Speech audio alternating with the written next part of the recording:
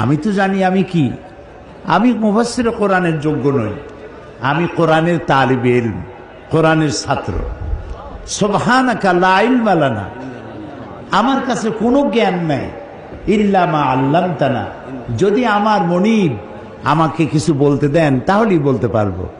আলাইহি তাওয়াক্কালতু ওয়া ইলাইহি উনীব, আমি আমার রবের দিকে ফিরে যাচ্ছি, তিনি যদি দয়া করে আমাকে কিছু বলার তৌফিক দেন, এমন কিছু কথা যা আমার জন্য হেদায়েত হবে, গোটা মিল্লাতের জন্য হেদায়েত হবে, সেই জাতীয় কথা আল্লাহ যেন আমাদের দিয়ে বলান, এবং ভদ্রতার সাথে আদবের সাথে সে কথাগুলো যেন আমরা আত্মস্থ করতে পারি, এ তৌফিক যেন তিনি আমাদেরকে দান করেন।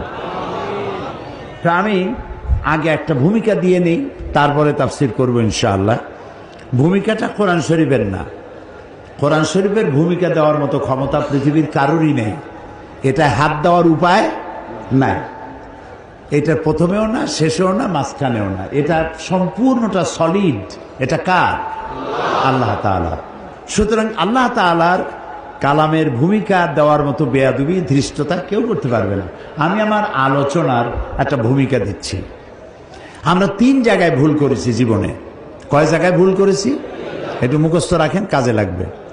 জীবনে 3টি জায়গায় মারাত্মক ভুল করেছি, যে ভুলের খেসারাত আমাদেরকে দিতে হবে যতদিন না আমরা এই ভুলকে সংশোধন করছি।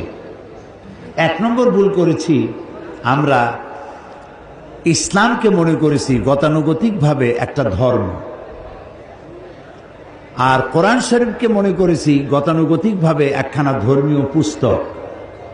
আর মুহাম্মদ সাল্লাল্লাহু আলাইহি ওয়াসাল্লাম বলেন, সাল্লাল্লাহু আলাইহি ওয়াসাল্লাম, তাকে মনে করেছি শুধুমাত্র একজন ধর্মীয় নেতা। এই 3টি ভুল করেছি জীবনে, বড় ভুল। আপনারা কি আমার সাথে একমত? আলহামদুলিল্লাহ। তাহলেই